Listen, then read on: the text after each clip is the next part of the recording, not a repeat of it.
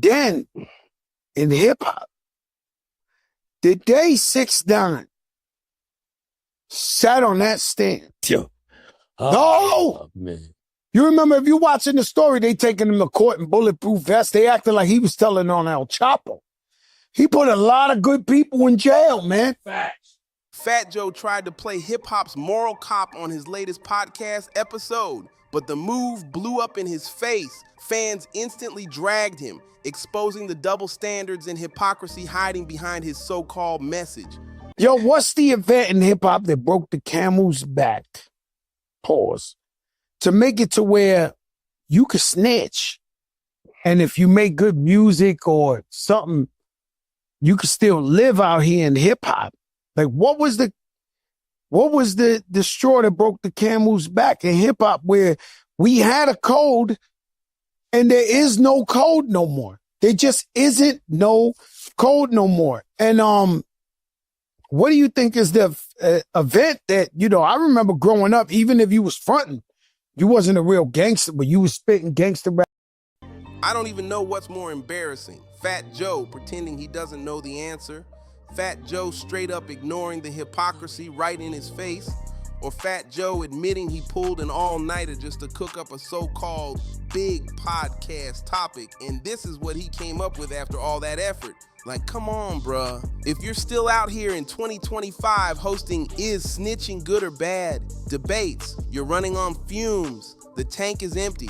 Nobody cares about this tired topic anymore, and nobody's sitting around wondering, gee, what's Fat Joe's opinion on snitches? We already know where you stand, and we already know it doesn't line up with reality. It's pure hypocrisy.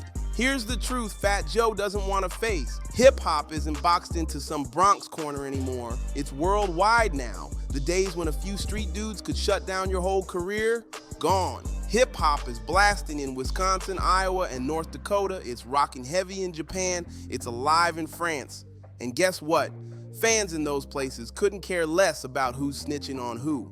The reality is simple. Street dudes are outnumbered. The massive majority of hip-hop fans aren't from the streets. They don't live by those codes, and they don't care about them. That's exactly why a rapper can't snitch, then still drop a #1 hit, sell out stadiums, and keep living large. Regular listeners don't see cooperating with cops as some eternal sin. What people actually pay attention to is character. Are you a decent human being? Are you faking your lifestyle? Do you exploit women or kids? Those are the real questions fans are asking. Whether you told on a drug dealer or a shooter, that's the last thing on anybody's mind outside the block. No, we gotta put him away till it's time again. Yo, my feeling is gonna get close. You feeling I feel his time has come. I feel his time is gonna be soon, though. You don't need a lot of. Yeah. No, look, I'm not trying to, this is something that I'm thinking last night. I'm sitting on the couch trying to come up with what today's show would be about. And it dwells on me that, guys, we lost the code in hip hop. Now, is it played out? I watch other podcasts like, yo, that don't matter no more, this, that. Does it not matter no more? And I believe 6ix9ine, when he told. I don't care if Fat Joe hates snitches, that's his right. But if you're gonna preach about morals, at least keep it consistent. And that's where Fat Joe completely drops the ball. The ugly truth? Fat Joe is signed under somebody who's a certified rat, and that's way heavier than anything Gunna or 6ix9ine ever did. Yeah, he threw Gunna into the mix later in the podcast, but let's keep it real. Whether Gunna actually snitched is still a whole debate. Some people claim it was just a plea deal, others swear it was cooperation with the law. But when you look at Fat Joe's own situation, there's no debate at all. The person he's directly tied to, Desiree Perez, president of Roc Nation, is the blueprint for what snitching actually looks like. We're talking about somebody who didn't just sign papers, she wore a wire for the feds. She cooperated against the cartel, gave up names, got people locked up, and left others serving decades behind bars. That's not a gray area, that's not even questionable. That's pure raw snitching at the highest level. Yet somehow Fat Joe is perfectly fine sitting under her leadership, perfectly fine cashing checks and doing business with her.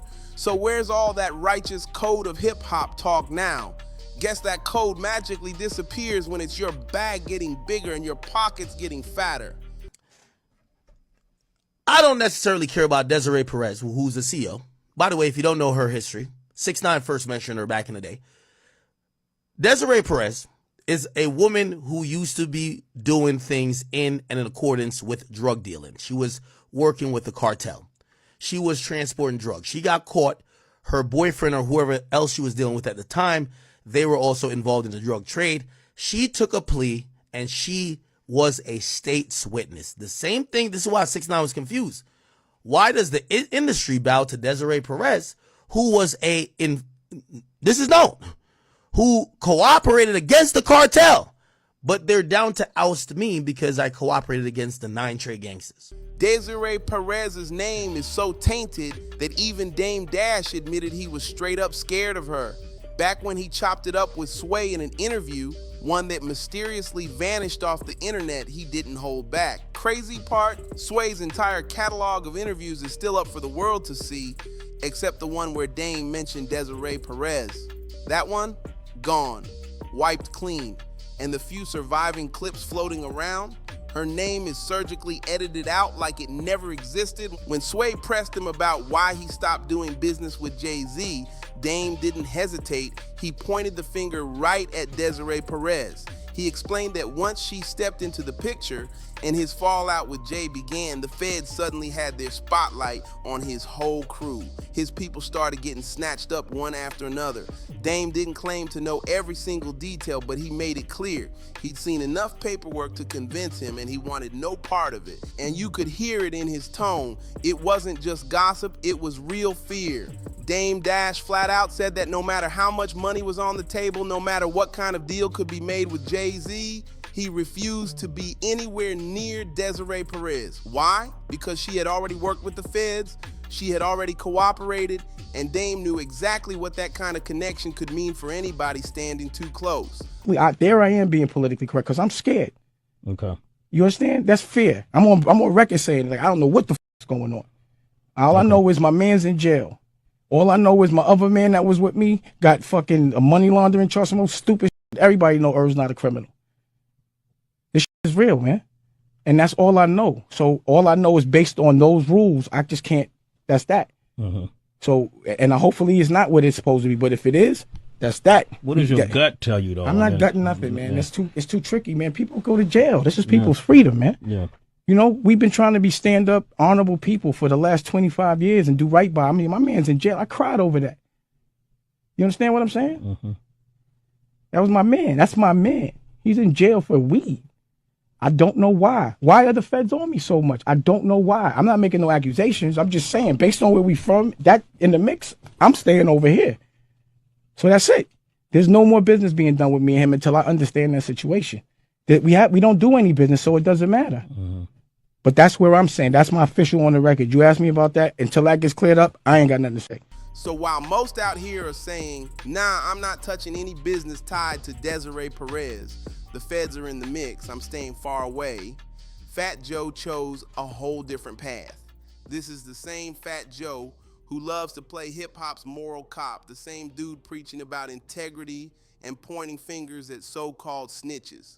But when it came time to deal with Desiree Perez, he didn't follow Dame Dash's lead and keep his distance. Nope, Fat Joe went full throttle in the opposite direction, cozying right up instead of steering clear. You signed with Rock Nation. What made you sign? Because you could have signed with anybody. What made you sign with Rock Nation? There's a woman named Desiree Perez, right? So she called me into the office. She sat me down. And so this is OG Juan's wife. She sat me down and said, yo, I think you should be a Rock Nation artist and we should manage you. So she said, I know you're doing a deal right now. And the deal was for $1 million. I thought I negotiated a great deal. I was negotiating a deal with somebody. Let's just say $1 million for this glass of water. She said, what if I told you I call that guy right now and they give you $3.5 million for that same deal you negotiated for $1 million? I said, let me see. She dialed the number, called the dude, said, yo, you doing a deal with Fat Joe? Yeah, you know this. She was like, yeah, it's for $1 million, right? Yeah, it's $3.5 million now. We manage him. He said, sure, I'll send the check tomorrow, Des. Hung up the phone. Respectfully, Fat Joe, shut it down, my guy, because the same so-called lack of integrity you accuse other rappers of having when they link up with so-called rats, or when fans support them by copping tickets and streaming their music, by your own logic, that's you showing the same lack of integrity. The wild part is most people don't even view it as an issue, and honestly, they're right. You should be able to chase your bag however you want without stressing over some dusty old street code that doesn't even run the culture anymore. Putting the streets above business isn't noble, it's just plain foolish in today's game. So truthfully, you're lucky the majority of fans don't think the way you do. Because if they did, you'd already be guilty of the very same thing you're busy criticizing out loud. And then, here's the kicker. Fat Joe actually confessed that he felt guilty just listening to Gunna's new album. He said it was like something inside him died because he enjoyed it. Bro, seriously? That's not morality, that's just clown behavior. Nobody's buying that act in 2025. You got some guys that are the hottest guys in the game, rats. Like, I get a phone call from somebody, he says, yo, man, you got to check this album out. Ever since ever since I assumed you a rat, your people ain't fucking with you no more, you know, I'm not listening. I'm off you no matter what you do. And I get on the plane and they fuck me. I listened to this album. This album was so good. I was so guilty of this shit. I listened to this album. I said, shit. Didn't know you talking about Gunna. I'm not saying throw the flag. Throw the flag. Now No, you got a he's talking flag. about. You got a flag. You have a flag. Because we said we wasn't mentioning names like No, that. but you just said all of that and what? All I said the album was fire. There's a million rats out shout there. that you like his album. Nah. And You so just what said happens you liked is, it. You just said you enjoyed it. And then said, nah. no, I'm not saying that. What I am You saying just said it. so where is, we don't care no more in hip hop? You can rap? No, I'm asking. You can't rap. So let me get this straight. You felt torn up inside listening to Gunna's album because you think he snitched, but you didn't feel a single ounce of guilt handing your career over to Desiree Perez? Somebody explain how that adds up. Man, I swear these old heads get on my nerves sometimes. They love to crown themselves the moral authority of hip-hop, but let's be real, ain't none of them living by the morals they preach. At the end of the day, the bag already came first, the code got tossed aside, so why keep acting like you're the guardian of integrity? But let me flip it to you. Do you see the hypocrisy here, or am I just wilding? An even bigger question. Do you even care about snitching in hip-hop anymore? Like, is all snitching supposed to be equal? Or do you separate the rules when it's a street rapper versus somebody in the industry like Desiree Perez? Does her cutting deals with the feds carry the same weight as when your favorite rapper does it? Let me know what you think, because that's the conversation we really need to have. Make sure you like, subscribe, share, and drop a comment. See you on the next one.